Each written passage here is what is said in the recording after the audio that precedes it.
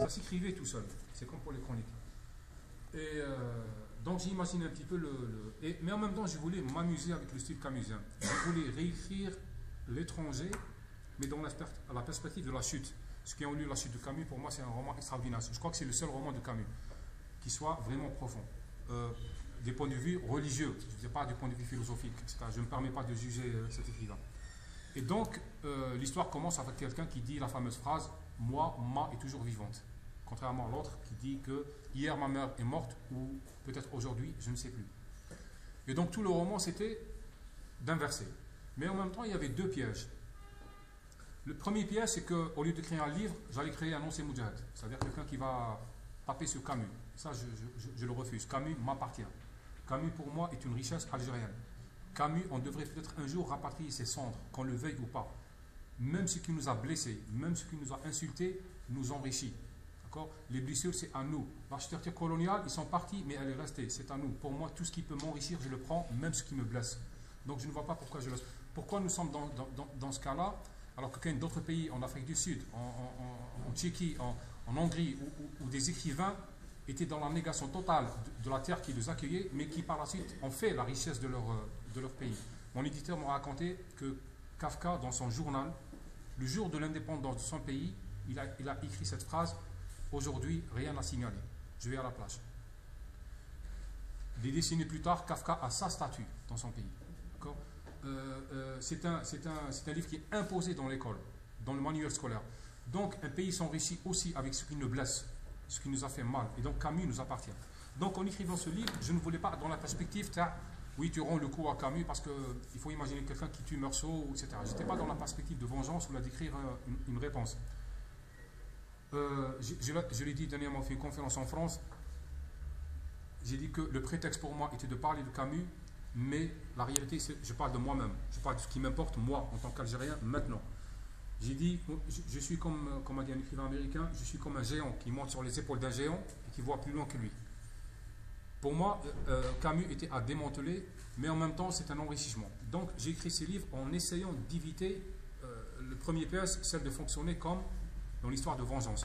Pour moi, la guerre est finie. Ils ont fait la guerre, il y a eu un gagnant, un perdant, on a récupéré notre pays, plus ou moins. Et il faut aller au-delà. Le deuxième piège, c'était de rester dans l'espace camusien, c'est-à-dire d'être une sorte de disciple. Parce que Camus, c'était quelqu'un qui n'aimait pas les religions, mais qui a laissé une religion. Les camusiens sont très, très, très susceptibles. C'est des gens, dès que vous touchez à Camus, c'est comme Katib Yassine. À force, on l'a tellement sacralisé que les gens n'arrivent plus à le lire. Certains ont vécu cette expérience, on n'arrive pas à lire Katib Yassine parce qu'il y a trop de katibiens tout autour. C'est facile de créer du salafisme, vous savez, à partir de l'islam ou d'autres choses. Et je me rappelle que l'éditeur à l'époque, il m'avait proposé de lire beaucoup de livres sur Camus avant d'écrire ce roman, et j'avais refusé. Je voulais avoir cette culture populaire et médiane, et très intermédiaire qu'ont les Algériens sur Camus. Je ne voulais pas être un spécialiste d'eux. Je voulais vraiment que mon personnage soit dans la polémique, soit dans le préjugé, soit dans l'injustice. Parce que beaucoup de gens ont fait les conférences, chaque fois c'est systématique, Monsieur Daoud, Camus, entre la justice, ma mère, etc. C'est-à-dire, on en a fait presque de cette phrase un verset. On oublie l'œuvre, on a pris 26 essais et romans et pièces de théâtre ou plus, et on ramène Camus à une phrase. Ok. Donc, il fallait éviter d'être un disciple de Camus. Je ne suis pas un disciple de Camus. Moi, ce qui m'importe, et je l'avais dit dernièrement, Meursault est mort, Moussa est mort, Camus est mort, mais moi, je suis toujours vivant. Donc, c'est moi qui suis important. C'est ce que moi, je pose comme question, comme interrogation qui m'importe. Donc, j'ai commencé à écrire ce roman, et mon personnage s'est développé peu à peu, ce qui a fait que le roman est quasiment plus ou moins divisé en deux. Quelqu'un commence par insulter Meursault et qui finit par lui ressembler. Et ce n'est pas une figure de style que j'ai essayé de camper. J'ai essayé de dire simplement que j'ai découvert par la suite que beaucoup d'Algériens ont avec l'Algérie ce même rapport qu'avait Meursault avec sa mère. C'est-à-dire, nous avons un rapport pathologique à la terre, à la patrie, nous avons un rapport d'indifférence parfois, nous avons un rapport méditerranéen, c'est-à-dire de collusion et de confusion et en même temps nous avons un rapport très externe qui rejette plus, elle s'applique peut-être grosso modo à chacun de nous vis-à-vis de cette terre. On a ce rapport très maladif à la patrie Et pour moi, et la chronique s'appelait 36 millions de morceaux. On est vraiment dans cette indifférence vis-à-vis du réel, vis-à-vis de la patrie, vis-à-vis de l'histoire, et dans un rapport très, très, très maladif. Donc l'histoire, un petit peu, ça s'est construit comme ça, c'est-à-dire avec un début très camusien, mais avec une fin qui se développe, qui répond à mes propres interrogations, ou aux interrogations que se posent certains. Mais en même temps, ce n'est pas un roman philosophique. Moi, quand j'écris, je m'amuse. Je ne donne pas de leçons, j'essaie d'éviter de donner des leçons ou de faire dans l'ouvrage pédagogique. Un roman doit être un roman. Après, ce qui viendra, c'est des produits dérivés, entre guillemets, qu'il y ait du sens, qu'il y ait de la polémique, qu'il y ait de la thèse philosophique, malèche. Mais un roman doit être un roman. Quand on raconte une histoire, on raconte une histoire, on ne fait pas autre chose. On ne conduit pas une voiture, on ne plaide pas pour un coupable, on ne discute pas, on n'innocente pas un criminel. On raconte une histoire. Donc le roman se suffit à lui-même. Mon bad, chacun il lira ce qu'il voulait. En même temps, il résume ce malaise qu'on a vis-à-vis de la langue française, vis-à-vis de l'héritage français en Algérie, vis-à-vis de notre rapport vis-à-vis de la France et vice-versa, le rapport qu'ont les Français avec ce qu'ils ont infligé comme blessure aux autres. Donc Camus est vraiment le lieu et l'incarnation de ce malaise. Et je pense tant qu'on n'a pas pu avoir un rapport serein à la mémoire, on ne pourra pas avoir un rapport serein avec Camus. Donc, grosso modo, c'est ça ce que j'ai essayé de... On l'arrête. On lui dit, tu as tué un Français. Il dit, avant minuit, c'était, pour parler le langage de maintenant, c'était halal. Et après, non. C'est-à-dire, c'est quoi un crime? C'est quoi tuer? C'est-à-dire, si c'est avant minuit, donc c'était légal. Après minuit, c'est illégal. C'est-à-dire, pour poser la question du crime, du sang. Je me suis vraiment amusé à écrire. Sauf que c'est un amusement de libération. Moi, j'ai pas de problème avec Camus. Je l'ai lu quand j'étais enfant, enfin quand j'étais adolescent. J'ai lu normalement, je veux dire. C'est vrai qu'il y avait une brèche qui était extraordinaire. C'était cet arabe, c'était qui? D'ailleurs, mon personnage se pose la question. On était arabe pendant la colonisation, parce qu'il y avait le contraire qui était en face. C'est comme on est noir parce qu'il y a le blanc. Mais quand le blanc disparaît, on ne sait pas si on est noir, gris, brun, marron, etc. Et donc, mon personnage se pose la question aussi. On était arabe parce qu'il y avait le regard de l'autre. D'accord? Mais quand le regard de l'autre s'éteint, s'en va ou se détourne, on est qui? On est quoi? Et par rapport à qui? Donc, c'est autant de questions que je me suis posées moi-même, que je me pose jusqu'à maintenant. Je dois passer ma vie dans une sorte d'histoire de couple qui fonctionne mal. D'accord? Et qui a très mal fonctionné et qui a très mal fini. Il y a eu une guerre, une colonisation, un crime contre l'humanité. Il y a eu une guerre, une indépendance qui doit être défendue maintenant. Mais au-delà, je revendique mon universalité. Je revendique le droit de penser ce qui est universel. Je revendique aussi le droit de dépasser la guerre et de dépasser la guerre de libération aussi. Je veux penser, pas uniquement dans le cadre d'un binôme, je veux aller au-delà. Je veux penser les choses au-delà. Je veux écrire des romans qui soient lus ici, en Amérique latine, etc. Quand Marquez écrit Son temps de solitude ou L'amour au temps du choléra, vous le lisez ici sans connaître l'histoire de son pays. Pourquoi? Parce qu'il a eu le génie de transcender ce qui était immédiat dans la relation peut-être de son pays avec l'ex-colonisateur et de penser l'humain, de toucher en vous l'humain. Je voudrais qu'on arrive à ça. Je voudrais qu'on écrive une littérature qui aille au-delà de la réception en France ou de l'impact en Algérie. Je rêve de livres qui aillent au-delà de ça. Donc l'histoire, ça, c'est vrai, ok, il n'y a pas de souci, il y a des héros, il y a des martyrs, il y a des victimes, il y a des criminels. J'admets. Je n'ai pas à refaire la guerre, je n'ai pas à mourir avec certains, je n'ai pas à passer ma vie à me souvenir avec d'autres, etc. J'ai envie de vivre aussi. Ils sont installés là-bas. Quand j'ai parlé, je rêve d'une écriture blanche de l'histoire. C'est-à-dire arriver à un point où je peux parler de l'homme, l'humain, du ciel, de l'amour, du corps, de beaucoup de choses et revendiquer mon humanité au lieu de parler de bon oui, tu veux nier l'histoire. J'ai dit non, je refuse le culte de l'histoire, pas l'histoire. L'histoire, elle est mienne. Mais le culte de l'histoire, j'en suis fatigué. C'est bon. Je suis né dans une génération qu'on a culpabilisée parce qu'elle est née après l'indépendance. Parce qu'elle n'a pas fait la guerre. Et là, ça me fatigue. Ça y est, c'est bon, j'ai eu ma dose. Maintenant, j'ai envie de retrouver le présent. Ce que j'ai la main, notre seule richesse, c'est maintenant. C'est maintenant. Vous êtes là, je suis là. On n'a pas encore dit le roman. J'espère qu'on aura la chance de le faire ce soir. critique vous place dans un style beaucoup plus camusien. Il y a 2 ans, je crois, un peu plus, j'ai eu l'occasion de lire un roman intitulé La fable d'Ina, et je retrouvais Katib Yassine. Sans aller jusqu'au salafisme, vous êtes camusien ou Katib Yassine? Beaucoup plus dans le style. J'ai une deuxième question, si vous permettez. En 1980, vous devrez avoir 10 ans. C'était le moment où on a commencé la destruction de l'école universitaire algérienne. Comment l'université algérienne a-t-elle pu donner dans cette discipline qui a été la plus détruite quelqu'un comme vous?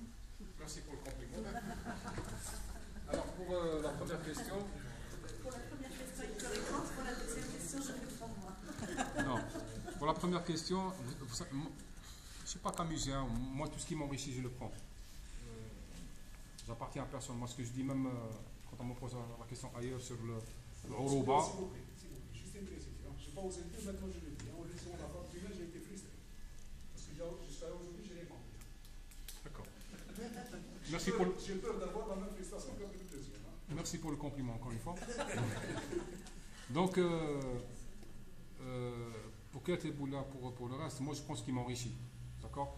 Camusien. Bon, pour ce roman-là précisément, j'ai essayé volontairement de serrer au plus près le style camusien pour le pasticher, exprès. Je l'ai fait exprès.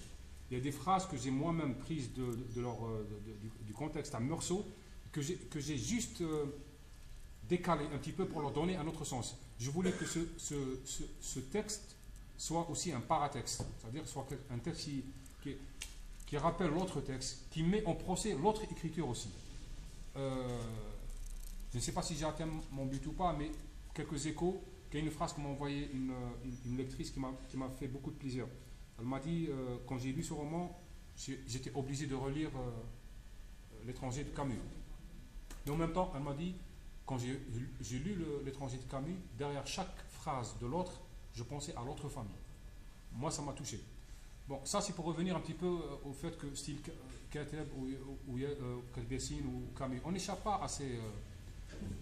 on commence toujours par le style de quelqu'un, par pasticher quelqu'un, par être l'univers de quelqu'un, et après on s'affranchit au fur et à mesure. Moi, ça s'est passé pour moi pour la chronique, la même chose. Au début, quand j'écrivais, j'avais beaucoup de peine à écrire parce que je me dis qu'il y a des canons pour écrire une chronique. Il fallait respecter ça et ça et ça. Mais j'ai compris que le jour où on est dans l'infraction, c'est là où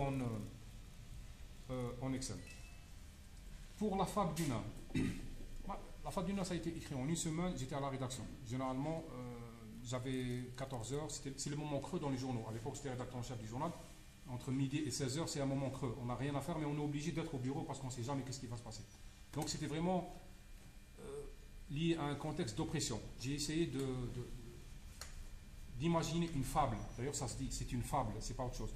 Parce que j'avais remarqué que dans le roman algérien, la fable est rare.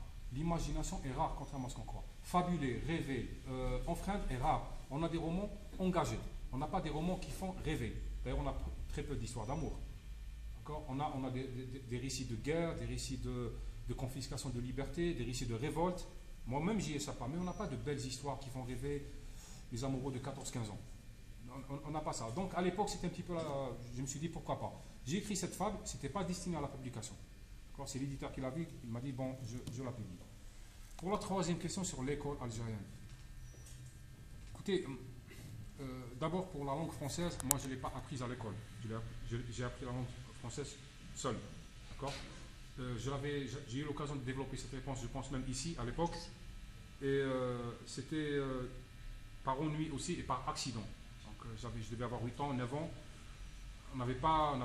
Bon, c'est pas le tome 12 Les Misérables de Hugo, mais c'est réel, on n'avait pas l'électricité.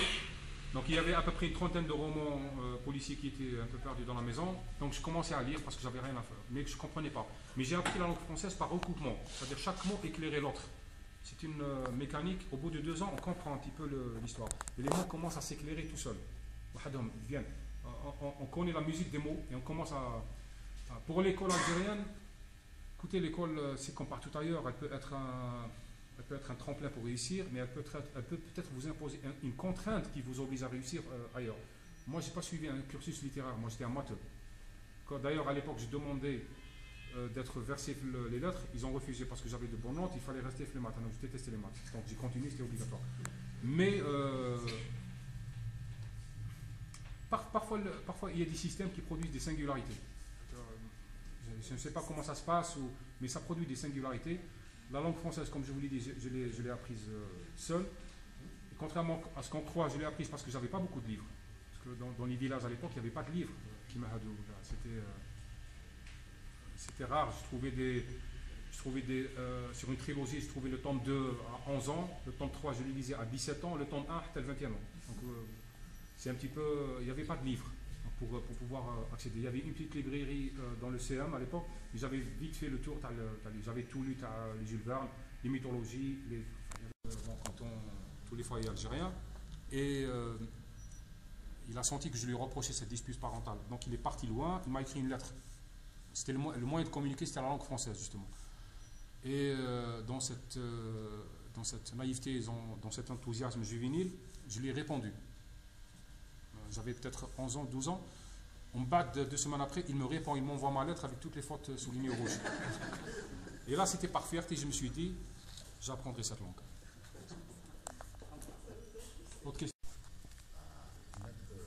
Des phrases qui vous conviennent. Vous êtes le seul ami à Pancron. Concernant Camus, je ne comprends pas moi, ce débat soudainement qui vient soudain comme ça, surtout c'est la classe intellectuelle algérienne. Et j'ai l'impression que Camus est mort en apatrie. Et puis on le recherche une identité, un problème identitaire qui revient sur la scène. Et pas du côté littéraire, beaucoup plus un choix par rapport à la personne, à la personne littéraire et à la langue. Donc le choix identitaire de Camus intéresse certaines personnes du domaine littéraire par rapport à d'autres qui ont un autre avis. Est-ce que vous, en tant qu'écrivain, votre approche sur Camus, est-ce qu'elle est identitaire?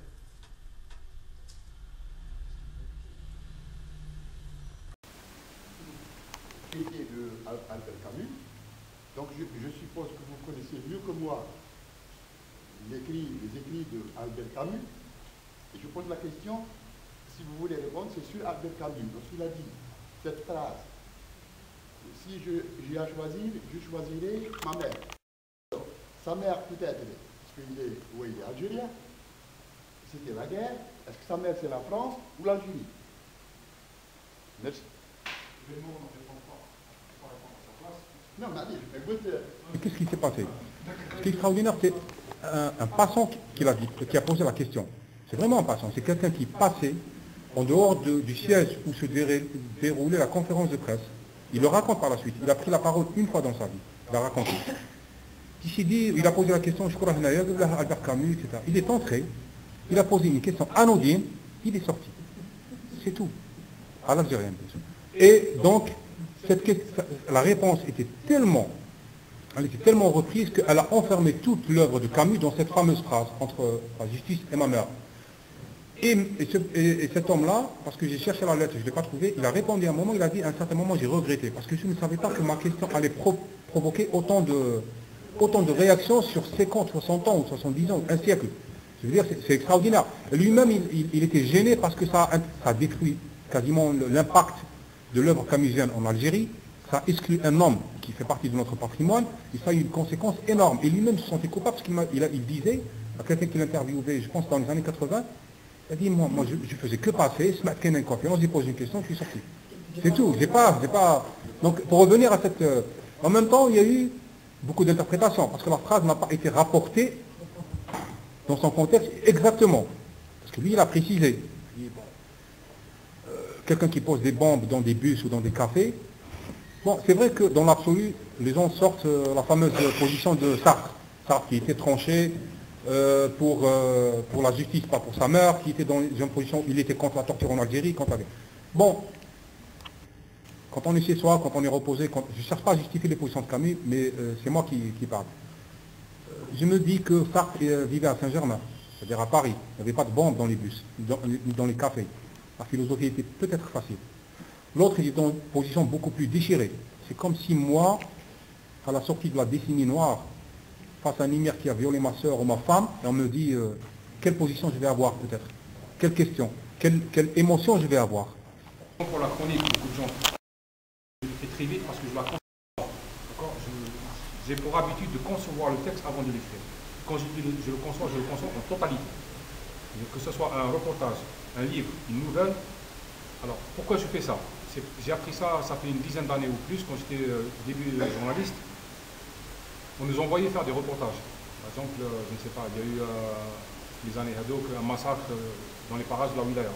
Notre soir, 6 h du matin, tu prends un taxi, frais de mission, tu fais le reportage. Tu termines à 17 h. Le bouclage du journal, c'est à 19 h. À Oran, à 17 h, j'avais pas assez de. Physiquement, on est fatigué. Enfin, donc, j'écrivais difficilement. J'ai changé de méthode. Je me suis dit, dorénavant, j'écris dans le taxi, dans ma tête. C'est-à-dire, ou là, dans la voiture. C'est-à-dire, en revenant, je conçois le texte, totalement. Quand j'arrive, je le couche. Et cette méthode de travail, je l'utilise aussi pour écrire des livres. C'est-à-dire, je ne conçois pas les choses en vrac. Non, au contraire, c'est très rigoureux. La chronique, contrairement à peut-être que ça donne cette impression de délitement, non, c'est très rigoureux. Cette impression de facilité, elle est difficile à l'origine. C'est quelque chose de très, très construit. Maintenant, pour Camus. Effectivement, je suis d'accord avec vous qu'il y a une sorte de vague camusienne. Mais moi, je ne l'explique pas uniquement par... vous savez, il y a des modes qui ne s'expliquent pas uniquement par l'intérêt commercial, par des manipulations politiques régionales ou nationales, etc. Je me dis que peut-être c'est un moment de l'histoire de notre patrimoine culturel, littéraire algérien, où on doit peut-être exorciser la figure camusienne, l'assumer et passer à autre chose. Parce que moi aussi, j'ai été frappé par le fait qu'à un certain moment, on en parle. Et je préfère avoir une interprétation plutôt positive de la chose en me disant peut-être c'est un moment d'histoire où on va exorciser la figure camusienne et avancer. Maintenant pour l'identité. Vous savez que Camus est responsable de ses propos, de ses choix, pas moi. Pourquoi il est responsable? Il a dit de ce qu'il a fait, de sa vie, etc. Moi ce que j'en dis, je dis que je ne rejette pas ce qui m'enrichit. D'accord? Je prends ce qui m'enrichit. J'en fais mon patrimoine. Je voudrais qu'on arrive un jour à avoir les textes de Camus dans le manuel scolaire aussi. Traduit en arabe ou pas. En algérien ou pas. Mais, encore une fois, je répète cette phrase, tout ce qui m'enrichit est à moi. Que Camus ait fait d'autres choix par rapport à l'histoire algérienne, par rapport à l'identité, etc., il assume. Il assume, il en paye. Ça, c'est son problème, pas le mien. Par contre, moi, j'ai un parcours, moi, je suis vivant, je suis maintenant, et tout ce qui peut m'appartenir, tout ce qui peut m'aider, tout ce qui peut anoblir et enrichir ma mémoire littéraire ou ma mémoire, je le prends. Que ce soit Camus, que ce soit quelqu'un d'autre, que ce soit Saint-Augustin, ça m'enrichit.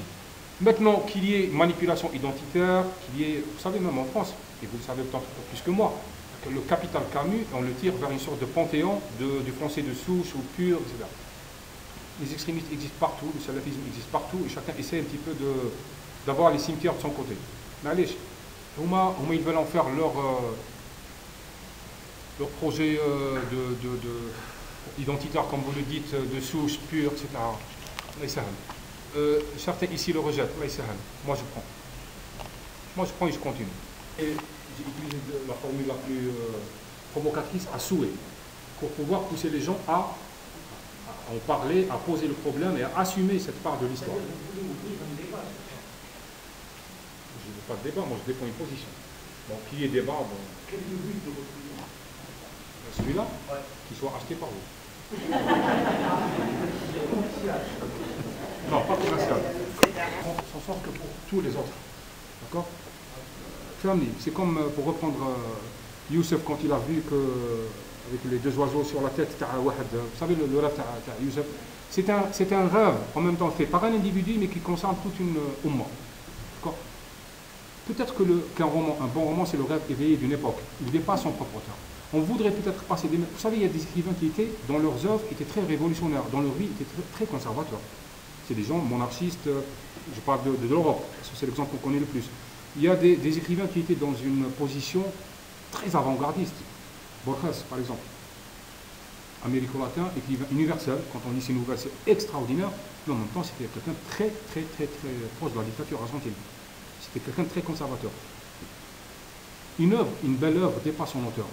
Le message, on peut peut-être y glisser un message ou deux, mais c'est un rêve. Dans le rêve, il y a plusieurs messages, il y a beaucoup de choses. Le but, c'est pas d'écrire... parce que Finalement, pourquoi écrire des romans si on veut faire passer des messages? Qu'on écrive des essais, des pamphlets, des manifestes. D'accord? On n'écrit pas des romans. Si on écrit des romans, ça veut dire qu'il y a plus que le message. Il y a quelque chose d'autre. Il y a un rêve, il y a une interrogation, il y a quelque chose qui nous dépasse. Fermez. C'est une fonction, à la limite, anthropologique sur l'homme. Al-Qasas, le mythe, la narration, le conte, l'histoire. Pourquoi les hommes racontent des histoires? C'est parce que dans les histoires, il y a plus que des messages. Si c'était que des messages, même des lots sur la littérature, il n'y aurait pas autant de livres, on n'aurait que des manifestes. Regarde partout. Ça veut dire qu'il y a quelque chose de plus qui dépasse l'auteur, qui dépasse le lecteur, qui dépasse l'époque, qui un jour va être réinterprété. Si vous lisez un roman à 20 ans, croyez-moi, à 40 ans, vous le lirez autrement. J'ai aimé chez Camus l'angoisse religieuse. Elle est mienne. C'est une angoisse très fondamentale que lui a résumée dans une fable extraordinaire que je trouve vraiment magnifique. Il a donné la fable d'un saint qui avait rendez-vous avec Dieu et qui, au cours du chemin, en allant vers Dieu, a trouvé un homme avec une charrette brisée. Il avait le dilemme. Si j'aide l'homme à réparer sa charrette, je vais rater rendez-vous avec Dieu. Mais si je vais vers Dieu et je laisse tomber l'homme, de quelle dignité je suis, de quelle dignité je suis l'incarnation. Donc j'aime ce côté angoisse humaine, j'aime cette dignité accordée à l'homme. J'aime chez lui cette façon de dire que le monde n'est pas une explication facile. Le monde est une responsabilité. D'accord? Ce n'est pas une salle d'attente pour l'au-delà. Ce n'est pas un passage haka. Non, c'est une responsabilité. D'ailleurs, dans l'islam fondamental, on retrouve ce terme de responsabilité. Khalifatullah fi ardi, ça veut dire un gestionnaire. Pas un homme qui attend qu'on lui arrache la dent ou qu'on l'enterre. Donc, j'aime cette dignité de l'homme chez Camus. J'aime cette interrogation sur la morale. Sur quoi fonder une morale? Qu'on retrouve chez Ibn Rushd, par exemple. C'est-à-dire, au-delà de la peur du paradis et de l'enfer. Si on va au-delà, sur quoi peut-on fonder une morale? Qu'est-ce qui m'oblige à respecter un feu rouge dans une rue déserte? Ça, c'est fondamental. Et je pense que c'est une question très fondamentale en Algérie. Parce que dès qu'on sort de la mosquée, on n'est pas dans un rapport de surveillance par les pairs, la morale fout le camp. D'accord? Sur quoi puis-je construire une morale qui m'oblige à respecter un feu rouge dans une rue déserte à 2 h du matin, quand personne n'est là pour me surveiller? C'est ça qui me... Cette interrogation est mienne. Ça, j'aime bien sur ça. Il m'aide à traverser quoi? À traverser la vie. Je pense que la vie, peut-être que pour vous, elle est explicable. Pour certains, peut-être... Je ne récuse pas aux gens de se contenter de certaines explications. Chacun fait ses choix. Parce que moi, ma devise est celui qui ne peut pas mourir à ma place ne peut pas vivre à ma place. Ça, c'est clair. Donc, si certains se contentent de certaines explications, ça va. Mais moi, c'est une maladie peut-être, mais je n'arrive pas à me contenter de certaines explications. Je creuse. Je n'ai pas appris à lire uniquement ou à écrire parce que c'est un luxe pour avoir la dignité d'un intellectuel. Je n'ai pas besoin de galant. J'ai appris à lire, à écrire parce que c'est une nécessité pour moi.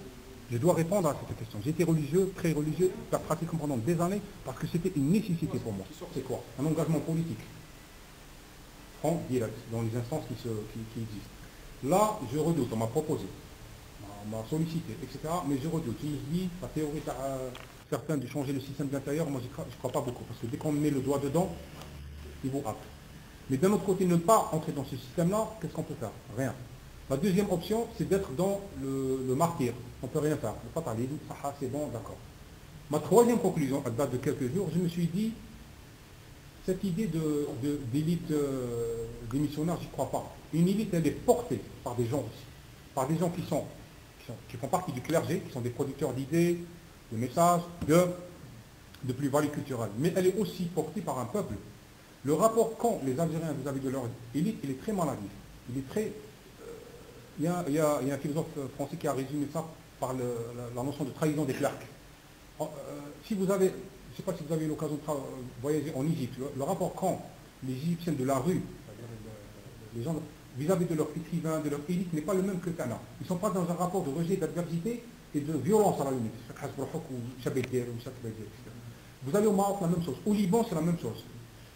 Dans d'autres pays, le rapport il est plus ou moins sain. On suit cette idée. Nous avons dans un rapport où les élites ont été dans une position de neutralité, de trahison, je vous le concède, mais aussi les gens ne les suivent pas, ne les écoutent pas, ils les jugent, d'abord, ils les excluent. Posons la question crûment. Si moi je vais en prison, d'accord, qui va se mobiliser pour ma liberté, pour ma libération?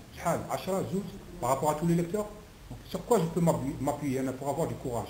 J'ai personne derrière. Quand je dis personne, 5, 10, 20, 30. D'accord? Donc il y a ce rapport. Pardon.